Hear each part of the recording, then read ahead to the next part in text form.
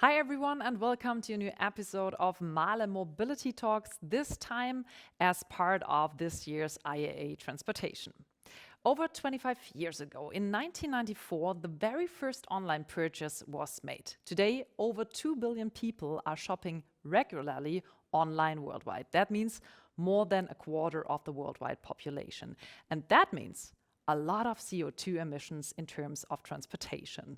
So road freight now accounts 53% of CO2 emissions, and that means that we need new sustainable solutions.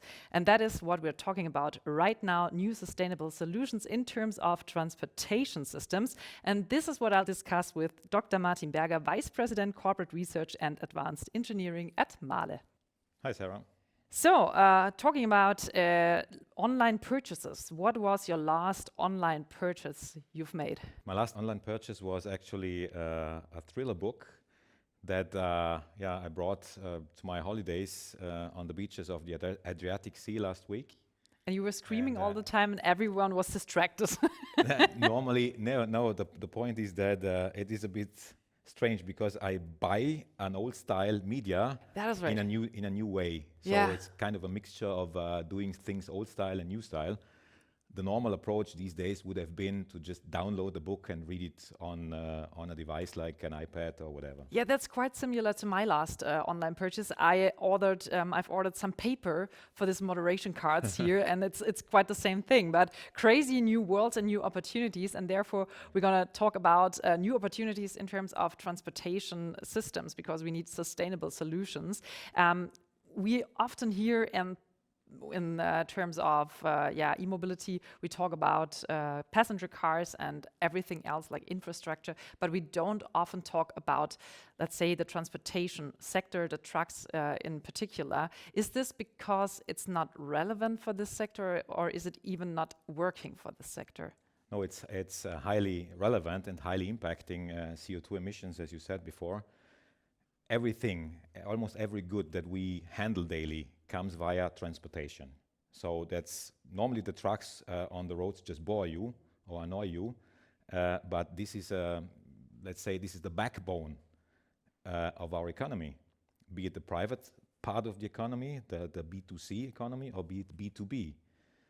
Like with us as a supplier, our goods come to our customers via road transport in the end. Mm-hmm. And road transport is therefore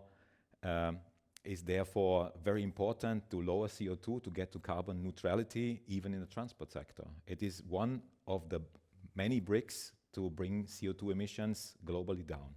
Yeah, and the EU Parliament said, okay, 2035, that's it, and no combustion engine is more allowed. In terms of transport area, is this really working? I mean, do we have any chance to really make it CO2 neutral without using combustion engines? They are optimized as well. Well, you need to differentiate a little bit. Transportation is not the same depending on the perspective you look at it. It starts from small delivery vehicles up to, let's say, mining trucks that are big like a house, for example. They all have their contribution to CO2 emissions and they all need to be tackled. So it's pretty clear there's not a single solution out there that works for every application. The transport sector is much, much wider as the pass car sector. In the pass car sector, you basically transport like a handful of people maximum, plus some baggage, and that's it. Whereas in the transport sector, you come from, as I said, small delivery vehicles, transporting your parcels with my book and your moderation cards. And on the other side of the spectrum, you've got like mining trucks that are big as a house and weigh over 100 tons. And that is a good buzzword, a good keyword to go a little bit deeper into it. I mean, weight is the thing in terms of transportation. And as much as I appreciate the torque of an electric car, I can imagine that it's pretty tough to bring such a weight into motion and to keep it into motion. I think that is pretty much difficult for an e-drive. That's the point. It all needs energy, to get traction to the wheels and to move such big trucks. And that's why the solutions that work for smaller cars, if it's passenger cars or small delivery vehicles, will not be the same as for the big trucks that we mentioned before. So it will be a kind of a variety, a mix of powertrain solutions that we see coming from pure electric over hydrogen-driven applications. And in some markets of the world, the traditional combustion engine will be needed and therefore survive for a longer while. So do you have to invent new kind of engines for that to say, okay, now we want to have a long distance ride with the same performance and pace, for example, or can you just tweak the engines you already have? That's one side or one part of the medal. As I said, there will be a variety of solutions. Let's go one step back and see what is needed to avoid CO2. To avoid CO2, you need to avoid our today's fuels that are coming out of crude oil. So if we want to ban crude oil and therefore ban CO2, we have to replace it somehow, be it via different types of fuel or be it via totally different solutions. You mentioned electric drives, that's one possible solution, but we also could use hydrogen as a new, let's say, energy source or energy carrier that can then be transformed into movement, into traction via either fuel cells or, as you said, a different way of using combustion engines, not emitting CO2, because that is the target, to avoid CO2 and be sustainable in the transport sector. And we were talking about that issue, that it's really a problem to not just bring this weight into motion, but to keep it there with the performance. I think it's about 30 seconds we have, and then after there the performance is limited over a long haul. What kind of solution do you have for this issue? That's been one of the big drawbacks of pure electric solutions in the past. So you had a certain amount of power, we call it the peak power, available for like 30 seconds. Actually, our norms or requirement lists say peak power is defined for 30 seconds, but then you go back to continuous power. And continuous power in electric vehicle has always been around 50%, or starting at 50%, coming up to 60, 70% recently, but it's way below peak power, which has never been the case in a combustion engine. Peak power was continuous power. Yeah. So can drive it was always till the end of the gas. Until you run out of gas, or in the electric case, until the battery is flat. But you always had to experience a severe drop in power. So it means you could accelerate once, maybe twice, but after those 30 seconds, the motor was kind of thermally exhausted, if you want. Yeah, and so you had to go back to continuous power. We now have a solution, and we presented at IAA Transportation as a world premiere, that is capable of doing over 90% of the peak power as continuous power. We call it the superior continuous torque motor, and it's basically endless high continuous power, and therefore well suited for the transportation. So, and since we're here amongst us, so what is the secret of this long? So, what do you tackle in a different way? The cleverness of the solution is clever cooling via means of, let's say, special oil treatments, and Oil cooling of an electric motor is not brand new, but the way we're doing it and the way we're directing and redirecting oil in a clever way, that's brand new. So I guess you don't tell us the secret here, and that is okay. If you want to learn more about thermal management, we'll have another talk here at MAHLE Mobility Talks about thermal management, and we'll dive into that topic deeper. Speaking of diving deeper into a topic, we're talking about, I guess, about trucks right now, but the commercial vehicle sector is so much more, the transportation sector and as well the commercial vehicle sector itself. Therefore, we have tractors, for example, or excavators or any other kind of heavy weight vehicle. What is about, these heavyweight vehicles? Is e-mobility, hydrogen, what is working for them? Well, all the applications that you mentioned, they've got one thing in common. They need high continuous power. So if the electric motor is not the solution because of the missing possibility of carrying a big battery, then a fuel cell might be the right solution. So you generate the electricity out of hydrogen by converting it hydrogen into electric energy via fuel cell. The other solution that you mentioned already is burning hydrogen in a, let's say, almost conventional engine, and transform it into traction, into power in a, let's say, traditional way, but without emitting any CO2. So this is also working for, let's say, an excavator or... Sure, excavators these days are driven by a diesel engine, and you simply replace a diesel engine by a hydrogen engine. Then there are some modifications needed, but it is not a real replacement by a new powertrain solution. It is basically modifying or adapting a traditional and well-proven powertrain solution to the new requirement of not emitting any CO2. That is impressive that this is working. But let's get us back to the e-mobility topic, and the, let's say, core of it is the battery. And I did some research. I found out that a battery weighs up to 700 kilograms, and for me that was just a number. Let me compare that to a cow. A normal average cow weighs about 600 kilos. So every time you drive, you have a cow as a passenger on board, and that is very, very heavy. And in terms of efficiency, I guess not the best solution. Is there any possibility to improve that battery weight and the battery efficiency? Well, first of all, you have to look at a fair comparison. If you look at the numbers today, an electric car is heavier than a traditional car, but the gap is not as big as the weight of a cow, as you said. It's a bit less, and the reason is simply because you have to look at the whole powertrain. You're replacing an engine, a combustion engine, a transmission, some axles, maybe some shafts.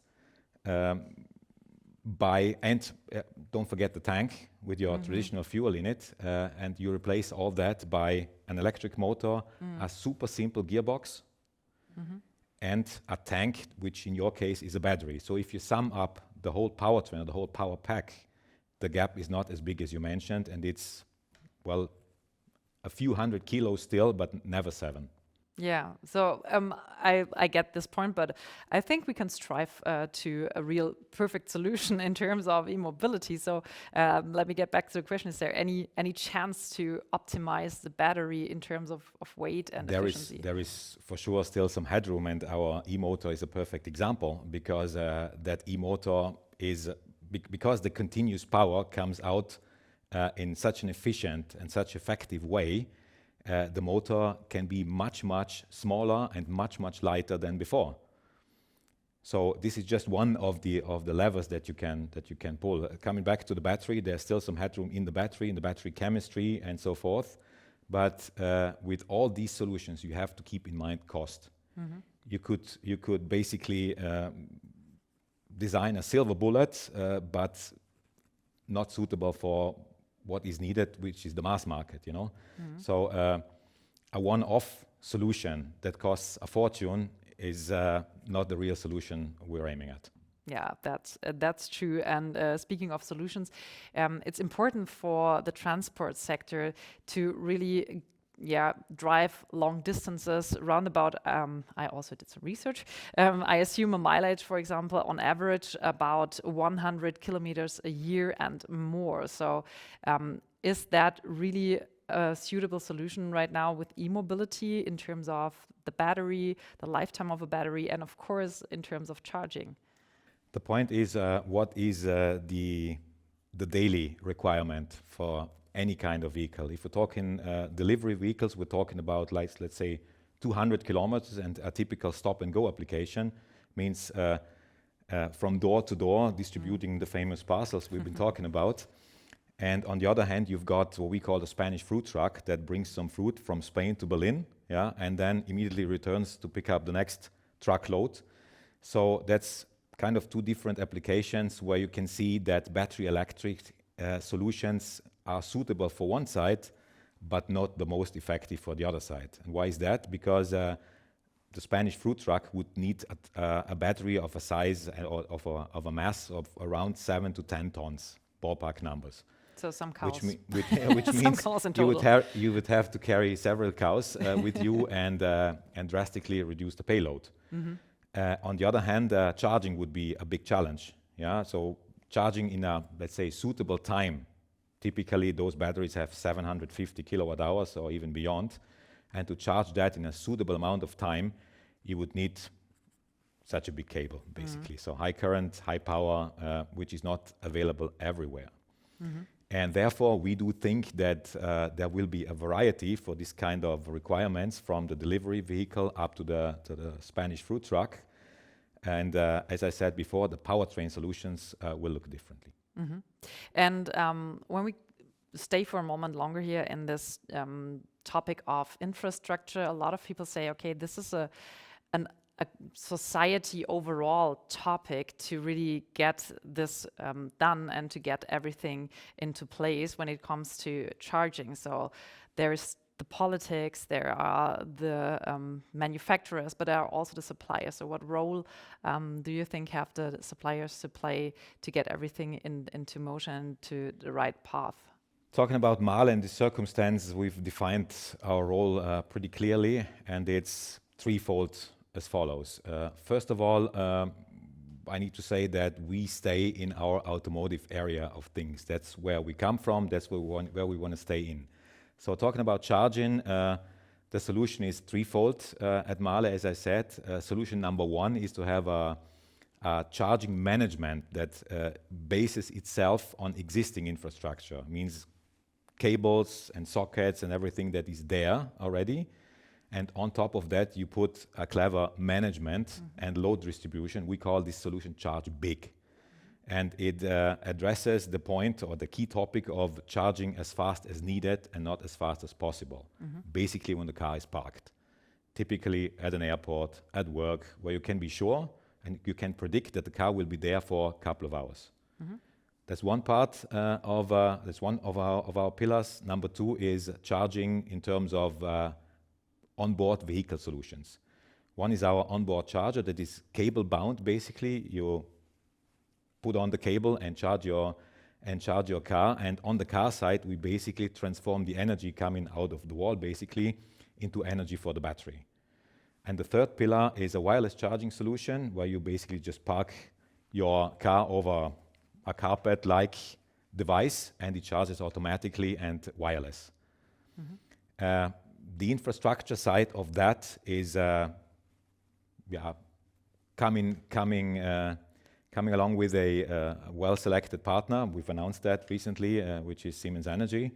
They care about the infrastructure side and we care about the vehicle side. So it's basically the charger that transforms the energy that is coming to the car wirelessly into energy for the battery. This device is called the vehicle assembly of such a wireless charging system. That's well placed in our product portfolio of the future. So, but you really contribute a lot to that infrastructure, let's say ecosystem. So when we compare the development of passenger cars and the development of the transportation vehicles in terms of e-mobility, what kind of, what kind of difference can we see there? What do you think, which way will each sector go? The biggest difference is the volumes. You can see much bigger volumes in terms of units manufactured in the passenger car area, whereas in the truck business, the numbers are not so high. But the truck business is very cost sensitive. Total cost of ownership is everything. So an entrepreneur would never buy a truck just because it's fancy, but it needs to be effective for his requirements. So that is number one. But the low volumes also imply that you need to have, let's say, some building blocks or almost standardized solutions that you could reuse among customers. Some are just looking at off-the-shelf solutions because they are either too small or too cost-sensitive in their products to be able to bear dedicated, tailor-made solutions. Yeah, and that's why we have to have a kind of, as I said, a building block system, some standard components that we can offer to different customers, and thus accumulate volumes and generate what we call economies of scale. So this means that you need kind of a modular strategy on your side to really let's say to do a case-by-case approach for your customers. Did I get this right? Yeah, correct. The modular approach is, let's say, one step further already, which means if you basically have let's say, an air intake filter for a fuel cell, it could be this size, it could be this size, and the difference is just a tube in the middle and the filter media inside. But you've got some common parts and some extra parts that basically give you the modularity. Yeah. Whereas when I was talking about sharing different solutions among customers, would mean I take this filter of size X and sell it to customer Y. Just the same, and I basically produce both volumes together on the same line. This is quite a normal approach in the truck business or in the commercial vehicle business, as the volumes are much lower compared to past car industry. So you can also use let's say know-how transfer to every single component or module you deliver. For sure. Well, know-how transfer is a very important topic that you mentioned. First, know-how transfer from, let's say, old style products into the new worlds. You can see that perfectly with the fuel cell, for example, where we transfer all our know-how in air management and in thermal management into the fuel cell peripherals, which means you need to filter the air very well, and because the fuel cell stack is much more sensitive than a combustion engine to clean air. On the other side, you need to have a pretty clean and preheated hydrogen. Yeah, we've got components for that as well. And thermal management, you don't have an exhaust gas tube as with a combustion engine, so you basically need to reject much more heat over your cooling system. Yeah, but I think you've addressed that in the other talk very well. I hope so. Let me quickly do just one example, because I think that is a very crucial point you've mentioned right beforehand. You said that it's very, let's say, price-driven there. And you've also mentioned that there is kind of a, let's say, second life for all the vehicles we have in a transportation system. Does this mean you're just allowed to do, let's say, an evolution, not a revolution? Because in this whole circle, lifestyle circle for the customer, it's not really helpful if you tackle everything and change everything, because it's not so easy to, let's say, to sell it again. I get your point. As I said, total cost of ownership is everything, and a part of the business model is the reselling of a. Let's take a truck as an example. A part of an entrepreneur's business is to resell the truck at a certain percentage of its brand new value. So you need to have an eye on what we call the second life of a commercial vehicle, or even third or fourth life in different regions of the world. And if you change the technology paradigm, which means the powertrain solution, you need to keep in mind that in the aftermarket, which is basically the servicing of such a truck, that must be possible in other regions of the world as well. And those guys were used to service diesel engines so far. So you have to keep in mind that to be able to resell the car as the first owner of the vehicle, the second life world and the third life world need to be ready for a new technology, and that might take a bit longer than we would wish for. So it's step by step, and it's, as I've learned right now, not a strict pathway to this sustainable transportation future. In a nutshell, maybe you can just sum it up a little bit. What should we focus on, and what kind of strategy does MAHLE have for this let's say, this efficient and sustainable transportation system in the future? Again, coming from requirements from customers on very commercial requirements from one side, and on the other side, the need to have sustainable solutions, not emitting any CO2, ideally. If we put that together and distribute it over the applications that need to be tackled, it is pretty clear to us that you won't have a single solution, but the powertrain world might be pretty diverse. Let us quickly do a little forecast at the end. At the beginning, I asked you what your last purchase was, and it was a book. Let's see what you will order in the future, and much more important, let's think about, let's say, purchasing in 2030, something like that. What would you wish for in terms of sustainable transportation that your e-book maybe in this year will get to you? Maybe let's stay in the world we've been talking about, and my dream is to have a car that emits no CO2 at all, and it could perfectly be an electric car, featuring as much as possible MAHLE components, of course, being able to drive 1,000 kilometers with a single charge, and being able to charge in less than 5 minutes. That is a good dream. So let's see if we can meet in 5 years here again and to see if your wish is coming true or not. I mean, you're the master of the components, so maybe you can make your own wish come true. Let's see. Let's see. I'll do my best. I guess so. All right. Thank you so much for this time and for welcome. your time and this insights. And thanks, of course, for staying here with us. I hope you've enjoyed our very first episode of MAHLE Mobility Talks in our IAA edition. If you don't want to miss any new upcoming episode, just click on the follow button and then we'll see us there next time. Thank you so much. Bye-bye and take care.